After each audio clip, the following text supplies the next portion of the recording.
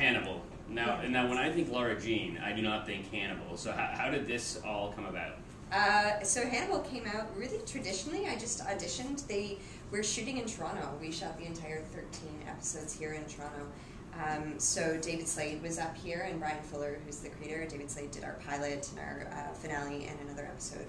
And so they came up, and I got to audition and went through the ringer for a couple auditions with David, who is such an actor's director, and gave me lots of fantastic notes and pushed and prodded all the right ways, and that's how it kind of came about.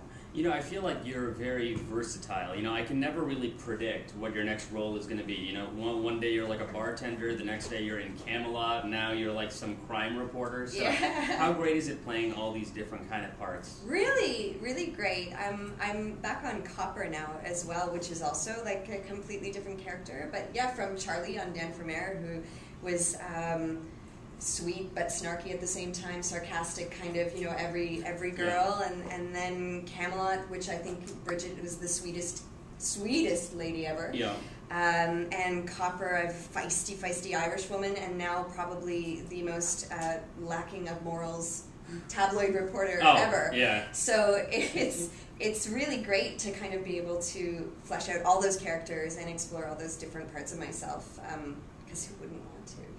It's, you know, when I was watching the second episode, when you come into Hannibal, I said that, oh, she's got to be like one of the killers. She has to be. So did you get that when you read the script too, or like were you aware that it was going to be a crime reporter like the whole way through? No, I was aware because I had seen Red Dragon and Manhunter before. So I had seen Philip Seymour Hoffman, who played this character in Red Dragon, and Stephen Lang, who played it in Manhunter. So I kind of knew what was in store for Freddy and who she was, and I loved the way she was introduced, though, because people who don't know who this crazy curly-haired redhead is that comes in, and she is so striking in the way that our costume designer has dressed her, and the colors and the whole visual aspect of the show in general, that she really comes in and makes an entrance. So yeah, I could see how you might think when you first see her that she's trouble. She is trouble. What is this deal with you always like playing characters that have guys' names? You know, Freddy, Charlie. Freddy and Charlie.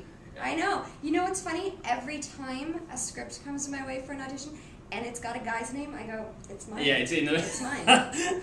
So if it's something like Juliet, no, sorry, I'm gonna pass on this one. Yeah, I can't do it. That. No, I'm so sorry. It's not a guy's name. Do you think that it's ironic that somebody named Mads is playing like this psychotic Hannibal Lecter? Ironic. Right, a little bit? Maybe. He's amazing, by the way. He's, the whole cast is so nice. Yeah. It's one of the kindest casts I've been a part of, and Mass is, incredible. He's so European in his... Wait, how do you say it? I want to make sure I'm saying it. Is it Mads? Mass. Mads. Yes, he says that. So like Thomas? Yeah. Now take off the Tom. Wait, say it again. Mass. Mass. It is not spelled that way. The D is tell silent. You. Yeah. Oh. The D is silent. That's like the M in Murtz being silent. How is the D silent? Ertz. Yeah, no, Ertz. that doesn't work. No, the D is silent, so it's Mass. You touched on this a little bit before, but the visual aspect of the show really stands out as well. Like, I feel like, you know, even though it's kind of gross, I kind of actually want to eat what he's serving. So how important is that, and how great is the DOP you're working with? The DOP we're working with is fantastic. Jim is amazing, and the whole visual aspect, I think, comes from Ryan's imagination. And he thinks of, I know he said once, horror is kind of operatic. And so the whole feel is this kind of operatic. And the surreal aspects of the show, which you see through the visuals, through kind of Will Graham's imagination, I think really helps enhance the psychological aspects of everything and makes it super interesting to watch. And you're right, the DOP is amazing. The difference of the colors and the shots, and every single director that we had Guillermo Navarro in for a few episodes, who is Guillermo del Toro's DOP, and a fabulous director in his own right. So like the combination, and David Slade and Michael Reimer, all these amazing directors coming in, I think created this visual landscape, which is, in my opinion, like nothing we're really seeing on broadcast TV right now.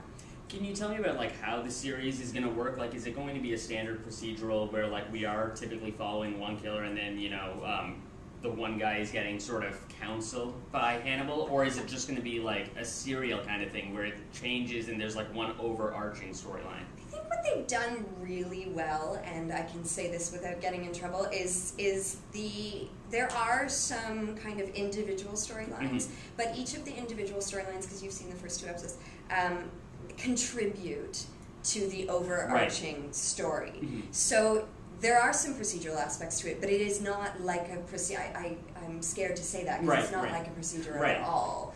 I think every single thing contributes to Will's psyche and contributes to kind of his relationship with Hannibal as they explore these characters, as they try to figure out kind of what makes someone a serial killer, what makes someone kind of that different aspect that's a little askew. And it's about identifying kind of those qualities in other people, and certainly there is some procedural, but I think the overarching psychological aspect really cuts through that brilliantly. And would you say it's like, if you had to sort of summarize it, would you say it's the relationship between Will and Hannibal, like, and everything else is sort of contributing to that? I think so. I think certainly for the first season, I know Brian really wanted to kind of show that romance.